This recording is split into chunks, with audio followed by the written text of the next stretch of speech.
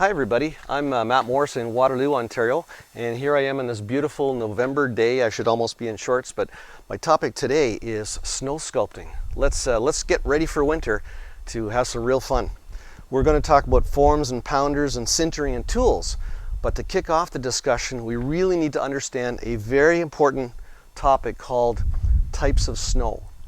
If this is a pie chart of all the snow we receive in our country, what percent of that do you think is packing snow? Because that's traditionally what people think is the only snow you can use for making structures. It's not that often that we get out there and roll a snowball, maybe 2-3 times a year. So if I put that on the pie chart, I'd say that packing snow makes up maybe that much of all of our snow. But what if I told you that all of this snow could be used for snow sculpting? Wow, and that's what I want to really show you today in this very short video. So think of all the snow, including packing, could be used for snow sculpting. Let's look at the basic ideas that make this possible. Number one is a form. So here I've got a 5-gallon pail.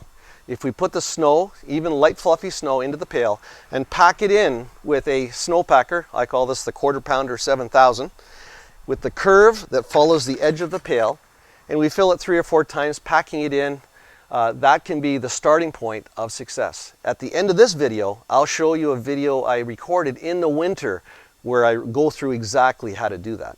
So there's the form. And I've already alluded to number 2, the pounder. The pounder is what happens. The snow is pounded together, the tendrils on the snowflakes are broken, and the snow starts to bond together. That bonding process is called sintering. And it's a very critical process to have success with what we're doing here. 2 hours plus is the time it needs to sinter.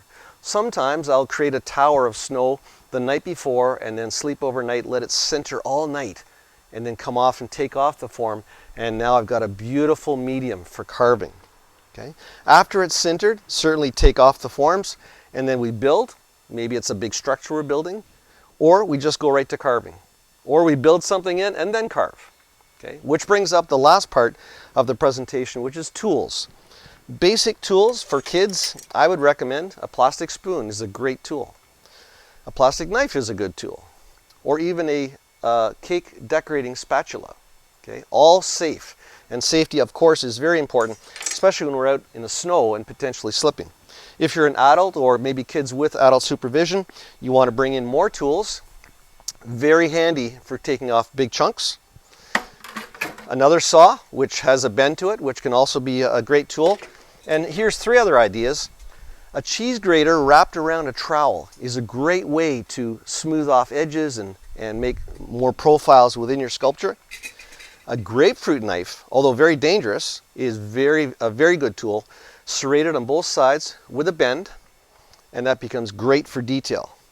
But don't let me stop you from, for example, designing your own. Here's a stick I had with a piece of metal, which gives me lots of detail options as well. Okay?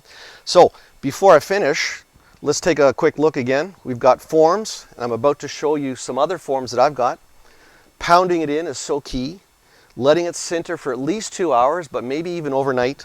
And then a variety of tools that you'll learn to explore with and try out. Let's take a look now at the other forms I've got in my backyard here. So there's the 5-gallon pail with its related pounder, and here's one I made out of plywood. And on my website there's lots of info on how you can have success with plywood forms. That's if you want to go a little bigger right off the bat. And then what I've been using is these 3mm HDPE plastic sheets that are 2 feet by 8 feet, and I've got 3 of them here, but I often go up to 8 feet tall. So creating that initial form is really a big part of the secret. So thanks for watching today. There's lots more information on my website. If you type Snowbank Productions into the internet, you'll get all kinds of information, including links to a free snow sculpting club, tool reviews, and lots of other information to help you have fun this coming winter. Let's watch that video now from the winter of how I actually pound the snow into that pail. Have fun. Now for all your do-it-yourselfers, it's easy to suggest that you can also fill a pail. Here's a 5-gallon or 18-liter pail, and if you fill this up and then again pound the snow in, you can have a lot of fun. Here's a little mini pounder I've designed, again with the curve to match this pail. I made it for a bunch of the kids in the neighborhood and they're having a lot of fun. And you pound it in. It's pretty messy, but don't worry. Follow the outside curve and then fill it up again. I'll do it very quickly. Fill it up. You do a little more pounding than I'm doing here. And once it's really full, you would really fill it. Grab the handle and flip it. Now to be safe, you could leave this for 2 hours. Then the release procedure is as follows. Up and twist quickly. Now I'm going to attempt to pull this off. It looks beautiful, but it's very fragile. If you can get it off right away, let it sinter for a couple of hours and then play with it. Carve it, move it around, build a structure. Now let's do a test to see how fragile it is at this point. One finger, it all falls apart. Gotta let it sinter. Non-packing snow. Have fun. Hi, I'm back, and wow, it's sunny now. Hope you got something out of that little video I shot last winter on how to get the snow properly into a pail. You'll notice that I took the pail off right away, which highlights the fact that you can continue building as long as you don't touch your tower during the sintering process. I had a little neighbor friend who last winter made 16 pails in one outing, and that was a lot of fun. And I once took 6 pails worth and stacked them up into a tall tower and carved it into a CN tower. So there's lots of opportunity to make lots of pails worth in one outing. One last reminder just before we go, remember that it's not just packing snow. It's all snow, including non-packing snow, that can be used to increase your fun this coming winter. Have fun. Take care.